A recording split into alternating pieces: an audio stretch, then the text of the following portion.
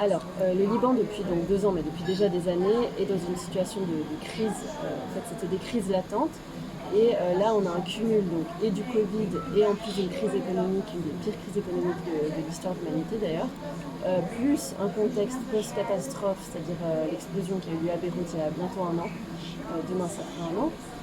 Donc en fait c'est des crises qui se superposent les unes aux autres et comme en fait dans toutes les crises, les catégories déjà marginalisées de la société sont les plus touchées, enfin sont touchées plus fortement que les autres. Et dans ces catégories-là, il y a les femmes, mais en plus de ça, les populations migrantes, les populations réfugiées, les personnes en situation de handicap, enfin ces populations qui sont déjà marginalisées en temps normal entre guillemets, sont beaucoup plus touchées que les autres à travers ces différentes crises. Et en fait, vu que ces populations ne sont pas au pouvoir, leurs problèmes et leurs besoins en fait, spécifiques sont complètement zappés des différents plans de réponse. Donc, par exemple, il y a eu un manque on n'a pas du tout genré la réponse à l'explosion. Et ça a été il y a eu un appel des différentes associations féministes au Liban pour dire l'explosion du port, il faut une réponse genrée pour ne pas justement oublier les besoins spécifiques. Et donc là, en fait, on a eu un cas où, au début de la crise économique, il y a 1 an et demi, quand le gouvernement a annoncé les produits qui allaient être subventionnés, il y avait une liste de 300 produits, dont les rasoirs, mais les produits d'hygiène menstruelle n'étaient pas du tout, n'étaient pas dans la liste. Donc ils sont quand même vus comme pas nécessaires.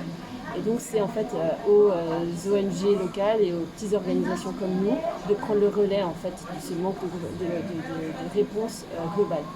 Et du coup c'est important que de l'étranger, quand il y a des dons qui sont faits ou de l'aide qui est envoyée, de focaliser sur ce qui n'est pas fait par les structures gouvernementales et cette espèce d'effort global, mais de justement regarder, de focuser sur les populations migrantes, les populations réfugiées qui sont déjà marginalisées, les femmes, quels sont leurs besoins. Et donc par exemple la précarité menstruelle qui est un tabou mondial et qui est une grande discussion en Europe, c'est la même chose ici mais en 10 fois pire, car on doit parler des tabous par rapport à la virginité.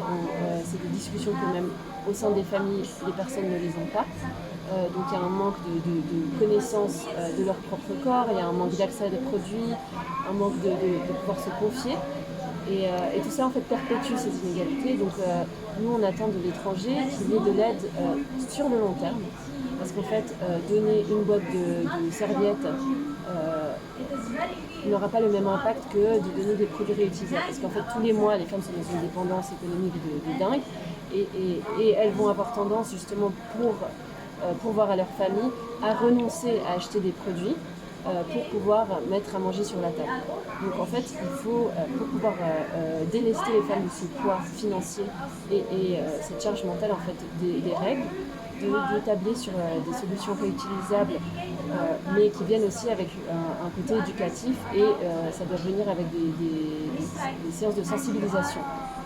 Pour aussi que les femmes, on leur laisse le choix du produit qu'elles veulent. Et du coup, en fait, pour que ces produits qui durent, je sais pas, avec les serviettes réutilisables durent 2 ans, la cup dure entre 5 à 10 ans, c'est un énorme poids qui est délesté de leurs épaules. Et c'est cet effort en fait sur lequel il faudrait tabler.